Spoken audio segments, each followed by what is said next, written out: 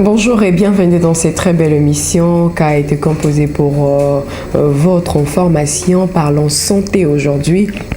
Nous sommes là en train de vous communiquer en même temps et de partager ces très bons moments agréables à connaître de faits qui se passent sur terrain avec de mentorat ainsi que de majors. Mais aussi dans cette mission, je ne serai pas seule et bien accompagnée, mais mesdames et messieurs, prenons ceci et puis on va se retrouver encore en ce plateau pour essayer d'évoquer et puis d'en parler plus.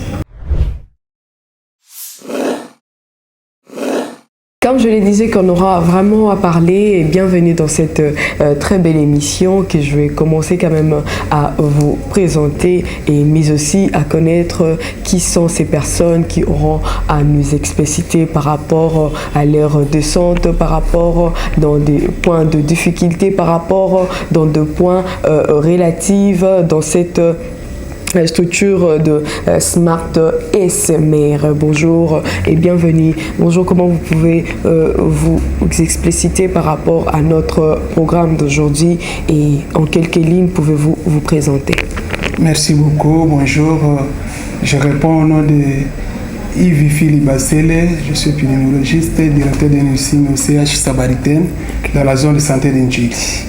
Et zone de santé d'Indjili, CH Samaritaine, c'est l'une des structures qui est appuyée par le Smart SMR, mise en œuvre bien sûr par notre société SCOSAF, Société Congolaise des Sages-Femmes.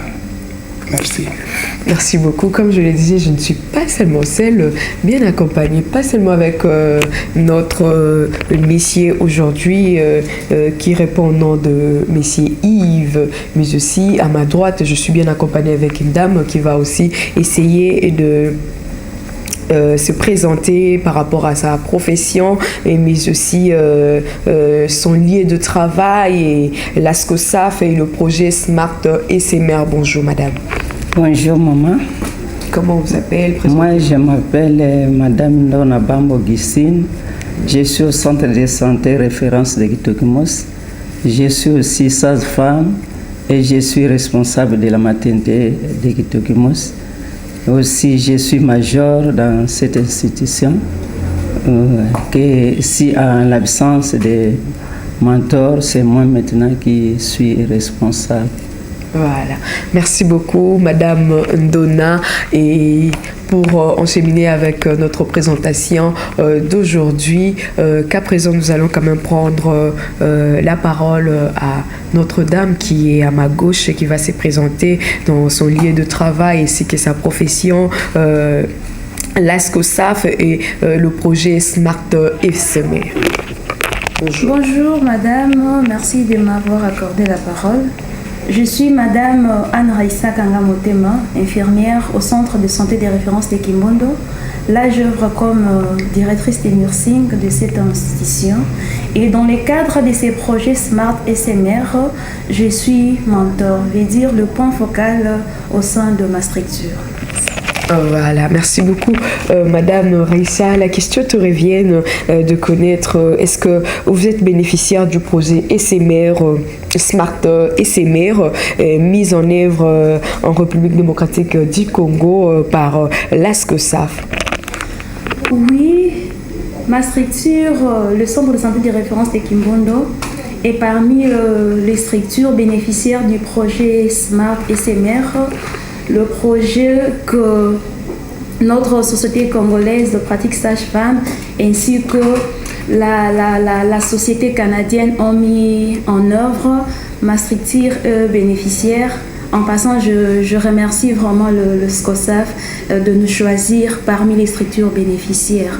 Nous sommes bénéficiaires de ces projets. Comme je venais de dire, c'est un projet, je dirais, vraiment très utile et très important et très capital parce qu'être bénéficiaire de ces projets, je dirais, c'était pas au hasard de nous avoir choisi et puis c'était pas chose facile. Ça a vraiment beaucoup d'impact, ça a vraiment beaucoup de succès et ça a vraiment remonté notre structure, vraiment, voilà. ce que j'avais à dire quant à ça. Merci beaucoup. Comme vous venez de nous le confirmer que vous êtes bénéficiaire de ces projets, c'est à l'occasion de quoi? En fait, là, je retourne un peu dans l'historique. Les soucis est de fournir aux femmes les soins de qualité. C'est ça, en un mot, ce que je peux dire. Et lors de la sélection, comme j'avais dit, on tenait compte de certains critères. Il y a eu beaucoup de structures sélectionnées, mais nous sommes parmi le bénéficiaire parce que nous avons répondu au moins à quelques critères, même si on n'était pas vraiment 100%, parce que je dis, et on a bénéficié, on avait, même si on n'était pas vraiment à 100%, mais on avait au moins quelques critères, raison pour laquelle ces projets venaient vraiment en appui, nous aider avec nos failles et tout ça. Voilà, merci beaucoup Madame Raissa.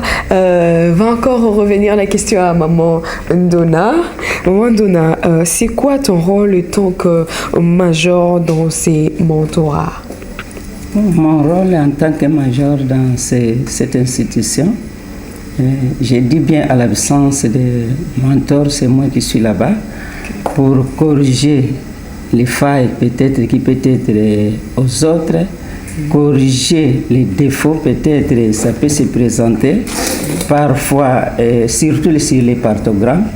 Il y a des infirmières que nous travaillons avec parfois. Vous voyez qu'ils ne font pas bien leurs partogrammes. Et si je suis là, je suis en train de les corriger. Et puis, la façon même, quand les filles viennent, la façon d'accueil de nos femmes, c'est différent qu'auparavant. Auparavant, c'était autre chose, mais aujourd'hui, en tout cas, quand les femmes viennent chez nous, ils se trouvent à l'aise. Il se trouve vraiment, on travaille ensemble, puisque auparavant, si les femmes venaient, peut-être il y avait les femmes qui peut-être avoir peur, mais pour le moment, puisque comme on commence même à la CPN, on les parle, jusqu'à ce que quand les femmes nous viennent à la maternité, vraiment, ils se sentent à l'aise. Maintenant, nous voyons vraiment qu'avec les CMR, les choses vraiment ont bien changé. Nous sommes vraiment, c'est bien changé à la maternité. Même si on partait trouver les femmes, si on parle des femmes qui sont à la maternité, ils répondent toujours bien qu'en tout cas nous sommes bien accueillis. C'est ça. Merci beaucoup Madame Ndona. La question va encore revenir à M. Yves de connaître. Pensez-vous que ces mentorats cliniques des DCCR et ces mères important ou encore apportent un changement dans la prestation de soins et dans le fonctionnement de vos fossats? Ça peut y être? Merci pour cette belle question. C'est une question très pertinente. Certes, ça apporte un grand changement, comme les autres ont dit. Je vais répondre ça en deux volets. Premièrement, je prends l'aspect prestation, des prestataires de soins. Les prestataires de soins, je dirais, il y a une importance très significative après les études de suivre une formation. Grâce à cette formation, dont je peux dire aujourd'hui la structure samaritaine a quand même été bénéficiaire, et cette formation a contribué beaucoup dans le sens, comment je peux dire, il y avait des habits composés, il y avait beaucoup d'habits, et non seulement les habits, on posait cet habit, pourquoi parce qu'il n'y avait pas de connaissances suffisantes à notre égard, et de deux, on ne savait pas les lois, surtout les lois des femmes. Et grâce aux lois des femmes, grâce à la formation, on a compris que la femme a droit, par exemple, à être traitée avec beaucoup de respect. La femme a droit à être peut-être à une dignité qui est équitable, bien sûr. Et à l'issue de la formation, nous sommes revenus dans notre structure, on a restitué a restitué beaucoup de personnes, tout le monde presque, parce que les SMR ne concernent pas seulement ceux qui travaillent à la maternité.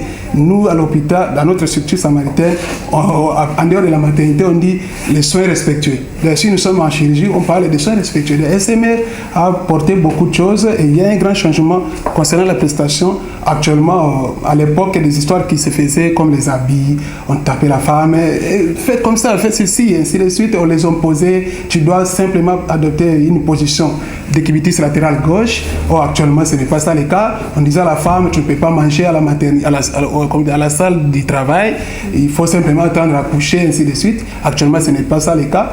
À l'époque, on ne donnait pas suffisamment à la femme des informations et attendre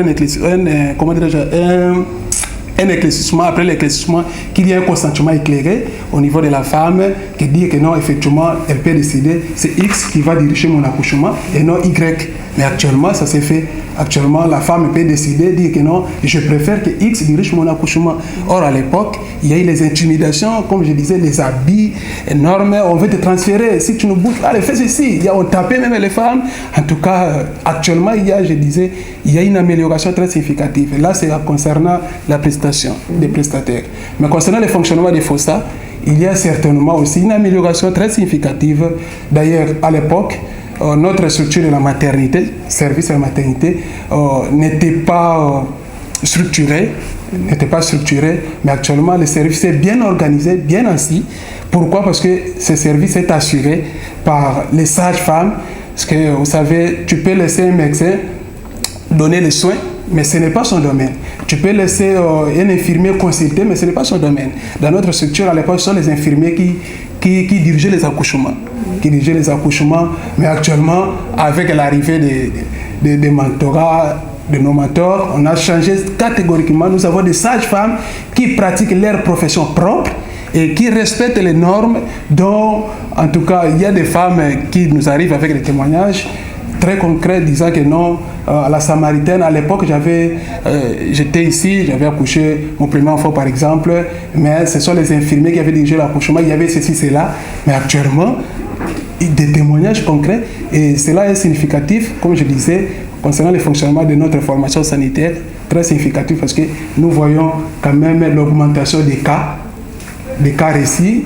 Les accouchements à l'époque, si je peux revenir aux statistiques des SINIS, Système national de formation sanitaire, il y avait plus ou moins 35 à 40 femmes qui accouchaient, mais actuellement, c'est plus de 50 femmes qui accouchent. Pourquoi? Parce que les sages-femmes ont récupéré leur profession, ils travaillent dans notre structure et avec des normes, respect plutôt des normes, et c'est là nous voyons des améliorations du jour au jour, des témoignages, parce que je m'échange aussi avec les sages-femmes, plutôt les femmes qui viennent accoucher. Parfois, je peux appeler une dame qui vient d'accoucher dans mon bureau, je s'échange avant la CPN ou pendant la CPN, après l'accouchement aujourd'hui, quels sont des points que vous pouvez nous évaluer, des points que vous jugez positifs ou négatifs? Dis, mais avant l'accouchement, à l'époque, il y avait ça. Mais actuellement, pendant la CPN, lorsque vous avez mis des sages-femmes en place, avec l'arrivée de notre projet SMR, il y a vraiment des améliorations. Il y avait des problèmes peut-être d'électricité, mais à notre niveau, avec la structure, il y a eu des améliorations. Il y avait des problèmes avec la maltraitance des femmes, mais actuellement, il y a les améliorations. Donc, non seulement la structure a bénéficié de la présence des sages-femmes, mais aussi les femmes elles-mêmes ont bénéficié de leurs services qui sont propres. C'est-à-dire qu'ils ils sont à l'aise d'accoucher à la Samaritaine. Voilà ce que je peux dire. Merci beaucoup, Monsieur Yves. Merci pour l'éclaircissement par rapport à notre question. Madame Donna, la question te revient encore à poser. Comment vous vous sentez avant le mentorat et après le mentorat?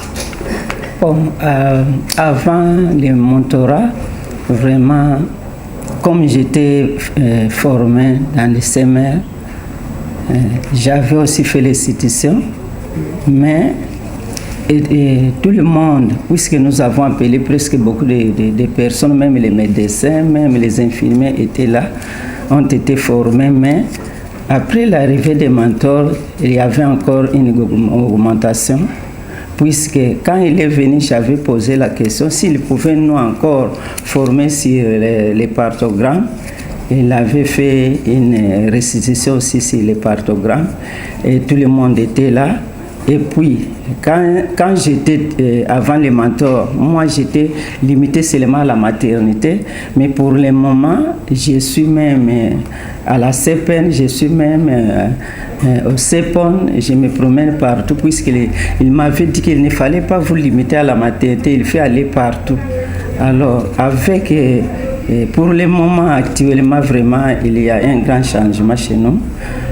Puisqu'il y a des mentors qui viennent et qui passent à la maternité, demandent les femmes aussi des questions et qui répondent. Et il y a des femmes même qui nous arrivent, qui font les CPN ailleurs, mais quand ils voient, ils viennent, ils causent avec les personnes, les sœurs qui viennent accoucher là-bas chez nous. Il y a encore des femmes qui viennent, en tout cas, comme je vois comme ça chez vous, au lieu d'accoucher là-bas, moi j'ai fait la CPN en centre de santé tellement. En tout cas, pour le moment, je viendrai ici. Alors, avec ça, vraiment, il y a vraiment une augmentation aussi des personnes. Il y a une augmentation des femmes. Vous allez voir vraiment les femmes. D'ailleurs, hier, il n'y avait même pas de place pour les femmes. Deuxième maternité plein de femmes, première maternité plein de femmes. Je ne sais même pas qu'est-ce que j'avais dit, qu'est-ce qu'on va faire pour ceux qui vont venir la nuit. Vraiment, il y a un grand changement. Merci beaucoup, Madame Donna. Je comprends que le changement en question te ramène aussi dans le cœur. Ça te revient? Oui. Merci beaucoup. Voilà, Madame Raissa.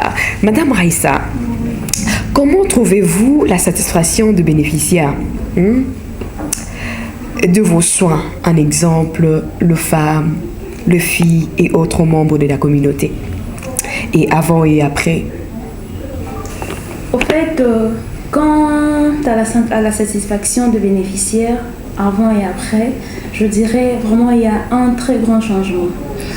À cette question, je répondrai, je dirais, à 3 volets. Okay. Et quant aux bénéficiaires, avant d'y arriver d'abord aux femmes, je dirais le premier volet concernera la structure.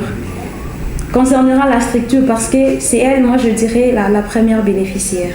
Avant, la structure n'était pas organisée comme aujourd'hui. La femme, quand il s'agissait de la femme qui venait accoucher, ou soit la femme qui venait pour le service de la CEPAN, ou CPS ou CEPON, en fait, c'était seulement ces services-là qui s'occupaient de cette femme. Mais à l'heure actuelle, je vous dirais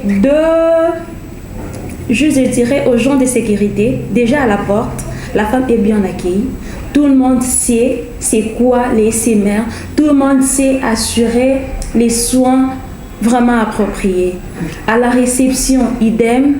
À la maternité, dans tous les services, le SMR est respecté. C'est déjà un grand avantage au niveau de la structure. Quant au deuxième volet, je dirais à nous-mêmes les prestataires. Auparavant, en fait, le SMR n'était pas vraiment nos discussions, c'était pas vraiment parmi nos discussions quotidiennes. On n'en parlait vraiment pas. Mais actuellement, avec ces projets, je vous dirais, dans tous les services, on applique les soins. J'ai rejoint mon ami Yves qui a parlé des soins. Donc nous, dans notre structure, on applique dans tous les services, les soins est respecté. Donc c'est vraiment un avantage aussi pour nous, le prestataire. Donc avant, on bannissait certaines choses. Et puis certaines choses, on les faisait par ignorance. Quand le SMR est venu, il est venu nous éclairer. Il est venu vraiment nous orienter pour donner vraiment le meilleur de nous-mêmes. Et quant aux bénéficiaires aussi, je dirais aussi un grand changement parce qu'il y a pour l'instant une adoption de nouveaux comportements. Je commence par nos femmes qui viennent accoucher. Il y a une fois, une femme a accouché. Quand je suis passée pour demander l'identité et tout ça, la femme me dit on n'a pas encore donné les noms à l'enfant.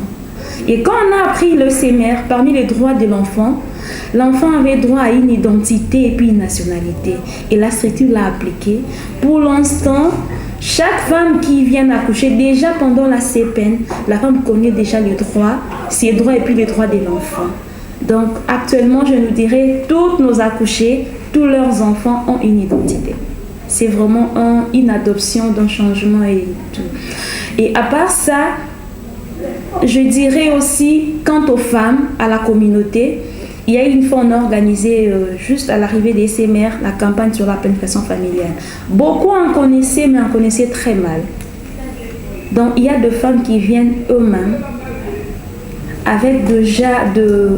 ils donnent déjà leur consentement avec leur quoi, parce qu'on a déjà en amont expliqué c'est quoi la planning, comment les faire et tout. Donc ils ont enlevé toutes les arrière-pensées, les mauvaises idées qu'ils en avaient. Donc je trouve vraiment qu'il y a une grande satisfaction quant aux bénéficiaires, que ce soit nous la structure, les prestataires ainsi que la communauté. Voilà que nous tendons vers la fin, mais il y a une question encore, ou encore parlant d'une sous-question qui me revient par rapport à tes propos. Est-ce que entre vous et les bénéficiaires, vous avez une très bonne contact? Je dirais actuellement oui. Parce que comme je reviens toujours dans mes mots, des fois on faisait certaines choses par ignorance. Par ignorance, on entretenait des relations, mais pas vraiment des relations étroites. Pour l'instant, en tout cas, il y a une parfaite collaboration entre nous et nos femmes, nos clientes et nos bénéficiaires de soins. Et alors, qu'est-ce que nous pouvons attendre dans la prochaine descente, ou encore qu'est-ce que nous allons encore attendre de vous en tant que major? De nous en tant que major, en fait, ce que vous devez attendre de nous, c'est cette collaboration qui restera permanente. Vraiment une étroite collaboration permanente avec nos bénéficiaires. Aussi, pérenniser ces projets. Parce que je dirais, les projets ont de durée. On ne peut pas dire que, comme exemple, ce projet a une durée d'une année, après fini, on n'en parlera plus des SMR. Donc nous, même si ces projets passaient, nous allons toujours pérenniser cette allure. En tout cas, là, c'est une promesse faite. Les SMR continuera à vivre même après ces projets. Merci beaucoup, Madame Raïssa. Monsieur Yves, votre dernier mot par rapport à cette émission. Merci beaucoup. Je penserai beaucoup plus à quelques recommandations, si vous me permettez. Okay. Je préfère recommander ou suggérer au gouvernement congolais, à travers le programme national de santé de la reproduction, d'appuyer financièrement, en termes de ressources, financièrement ou matériellement, le SCOSAF, afin que ces projets puissent continuer à pérenniser. De deux, au gouvernement canadien, si possible, de renouveler même les projets, et aux mentors de ne plus se fatiguer, d'être toujours là sur terrain, afin qu'ensemble nous puissions travailler. Et nous, les majors, nous allons effectivement faire comme l'ami a dit, pérenniser, faire à ce que le suivi d'une manière permanente soit là, et afin que la structure puisse bénéficier et la communauté ensemble, dans son ensemble, puisse bénéficier de cette grande importance qui est le projet Smart SMR. Merci beaucoup et je dis merci à ceux qui nous sont en train de nous suivre. Merci aussi à ma femme, merci à vous également, madame la journaliste. Merci beaucoup, monsieur Yves. Madame Ndona, votre dernier mot. Je serais bien que ça ne serait pas la dernière fois que nous allons encore prendre le temps d'en discuter ou encore d'en parler, mais quand même pour l'émission d'aujourd'hui, votre dernier mot. Vraiment, mon dernier mot, je dis merci à SCOSAF. Merci aussi à ces dames et ces hommes qui quittent les Canadiens de venir ici pour nous informer de ce que nous étions dans l'ignorance. Et maintenant, vraiment, nous sommes bien formés. Vraiment, je dis merci beaucoup. Je vous dis aussi merci à nous tous qui sont présents ici. Je dis merci beaucoup vraiment, puisque si ce n'était pas SCOSAF peut-être, ou bien les SCOSAF n'avaient pas pris notre centre là, je ne sais pas quel serait notre sort aujourd'hui. Mais pour le moment, vraiment, j'ai dit merci à l'ESCOF et aux responsables d'ESCOSAF. Merci beaucoup. Merci beaucoup, Madame Donna. Merci à vous, fidèles téléspectateurs, chers internautes.